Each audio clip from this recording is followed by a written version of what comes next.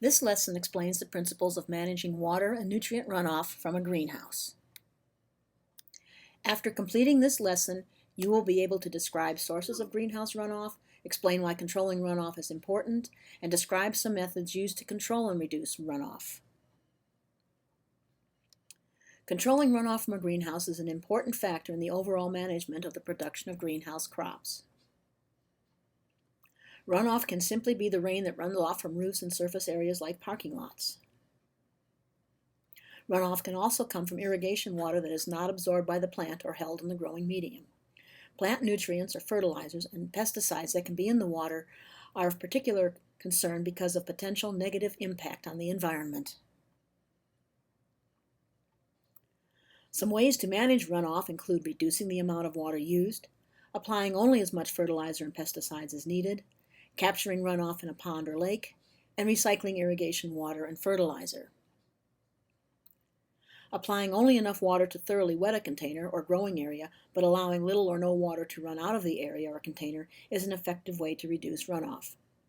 Using a system that applies water directly to the container rather than a general overhead spray is another way to reduce runoff.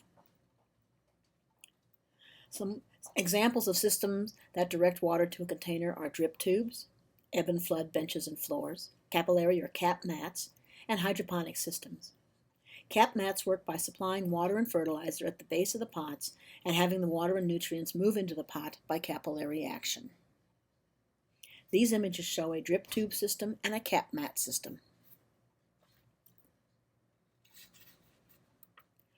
Here you see the ebb and flood bench and floor systems. Ebb and flood systems use specially designed benches and floors that allow flooding to occur.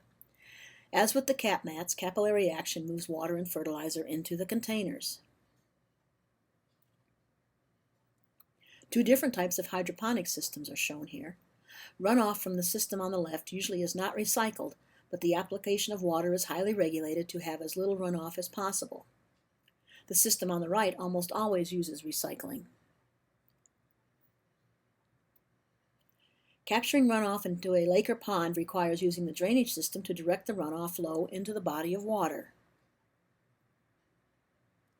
Many times the pond or lake catching the runoff is also used for irrigation.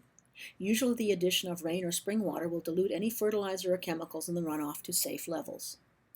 The runoff collection pond in this picture is also the main source of irrigation water for the greenhouse.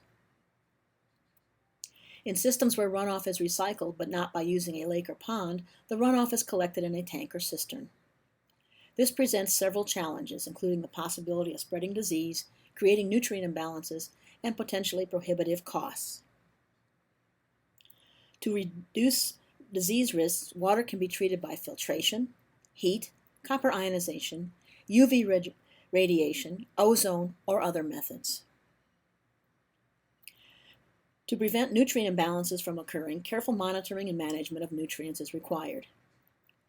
Here you see different instruments for monitoring nutrient status. Most hydroponic nutrient monitoring systems do not measure individual elements. To properly manage fertility, it is recommended to use a professional lab and send samples in frequently for analysis. The results will come back from the lab with data for specific elements as well as other factors important for good nutrient management, such as pH and recommendations for corrections if they are needed.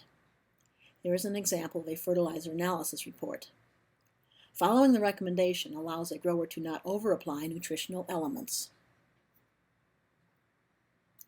Greenways or grassy areas are another method of managing runoff. As the runoff passes over the greenway, the plants absorb nutrients or slow the flow of nutrients into the ground or surface water. If properly managed, greenways can improve water quality environment. Thank you for listening to this lesson. Funding for this project was provided by the United States Department of Agriculture.